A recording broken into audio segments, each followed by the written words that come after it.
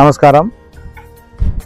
పట్టణంలోని ప్రథమానందీశ్వర స్వామి దేవస్థానంలో భక్తుల సహాయ సహకారాలు, అలాగే దేవస్థానం అధికారుల సహకారాలు, స్థానిక ఎమ్మెల్యే మంత్రి ఫరూక్ సహకారంతో అభివృద్ధి పనులు జరుగుతున్నాయి. ముఖ్యంగా చాలా కాలం నుండి నిర్మాణానికి నోచుకొని రూములు దాతల సహకారంతో పూర్తవుతున్న దశకు చేరుకుంటున్నాయి. అదేవిధంగా మాడ వీధులు ఉత్తరము, దక్షిణం వైపు, తూర్పు వైపు ట్యాంకీ, ప్రహరీ గోడ అంటే దేవస్థానానికి సంబంధించిన స్థలము చుట్టూ ప్రహరీ గోడ కోసము మేము ప్రయత్నం చేస్తున్నాము. ఆ భగవంతుని ఆశీస్సుతో అందరి సహకారంతో త్వరలో అవి కార్యరూపం దాల్చాయని అనుకుంటున్నాము. ఇందాక పెద్దలు చెప్పినట్టు ఇక్కడ ప్రతి నెల వచ్చే అమావాస్య రోజున స్వామివారికి విశేష అభిషేకాలతో పాటు అన్నదాన కార్యక్రమము, సోమవారం పల్లకి సేవ, అల్పాహారం ఉంటుంది. కేవలం ఇక్కడ ప్రతి ఒక్కటి ఏ అభివృద్ధి జరిగినా భక్తుల సహకారంతోనే జరుగుతుంది.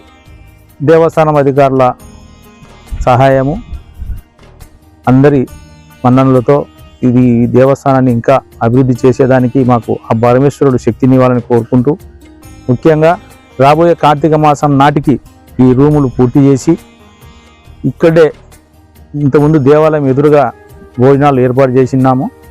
ఇప్పుడు ప్రస్తుతం దేవాలయం ఎదురుగా భోజనాలు లేకుండా ఈ ప్రాంతంలో భోజనాలు ఏర్పాటు చేసి ఇక్కడ ప్రహరీ కూడా నిర్మించి ట్యాంకీ అన్నీ ఏర్పాటు చేయాలనేది మా యొక్క సంకల్పము.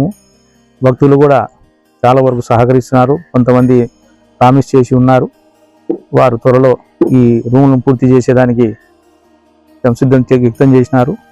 కనుక భక్తులు ప్రతి అమావాస్య మరియు సోమవారం సాయంకాలం 7 గంటల నుంచి 7:20 వరకు పల్లకి సేవ ఉంటుంది. అనంతరం అల్పాహారం ఉంటుంది. వారి సమయానుకూలం బట్టి, వారి శక్తి సామర్థ్యాలను బట్టి సహకరించాలని కోరుకుంటున్నాము.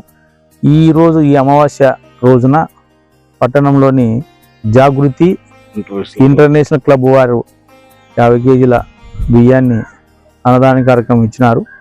ఇప్పుడు ఆ కార్యక్రమం జరుగుతుంది. నువ్వు చెప్పు. ఓం నమ శివాయ. మన నంద్యాల పట్టణంలో వేసినటువంటి ప్రథమానందీశ్వర దేవస్థానం నందు ఎంతో కాలంగా నిర్మాణంలో అయిపోయినటువంటి రూములను తిరిగి పునరుద్ధరిస్తూ భక్తుల యొక్క చందాలు కూడా ఆహ్వానిస్తున్నాం. అంతలో భక్తుల సహకారంతో శరవేగంతో ఇప్పుడు పూర్తి కావస్తున్నాయి. తర్వాత ప్రతి అమావాస్యకు కూడా ఇక్కడ అన్నదానం ఏర్పాటు చేయబడింది. అలాగనే ప్రతి సోమవారం నాడు పల్లకి సేవ, తదనంతరం అల్పాహారం ఏర్పాటు చేయబడింది. ఇది కేవలం భక్తుల యొక్క సహాయ సహకారాలతోనే ఇవన్నీ జరుగుతున్నాయి. ఇదే విధంగా భక్తుల సహకారం అందిస్తే ఈ దేవాలయాన్ని ఎంతో అభివృద్ధి చేయాలని, ఇక్కడ ఎంతో పర్యాటక స్థలంగా ఇప్పటికే భక్తులు అనేక రాష్ట్రాల నుంచి కానీ, తర్వాత జిల్లాల నుంచి కానీ, వేరే స్టేట్ తెలంగాణ నుంచి కానీ అందరూ భక్తులు వచ్చి స్వాముల వారిని దర్శించుకొని వెళ్తున్నారు.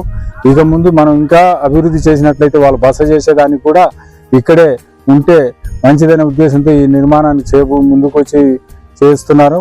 తర్వాత దయచేసి ఇంకా భక్తులు ఎవరైనా ఉంటే ముందుకు వచ్చి ఈ సహకారానికి అందించి వారి తరపున కూడా ఇక్కడ పేర్లు వేయించుకొని వారికి, వారి పిల్లల తరపున కూడా శిలాశాసనంలో ఉండేటట్లుగా చేయించుకోవాలని గమనిస్తూ ఈ దేవస్థానం అభివృద్ధికి భక్తుల ద్వారా సహకారం కోరుతూ నమస్కారం.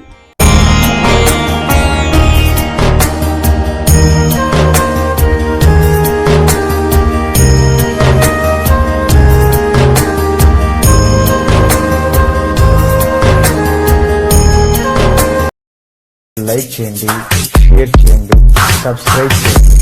రెగ్యులర్ నోటిఫికేషన్స్ కోసం బెల్ బటన్ని ప్రెస్ చేయండి.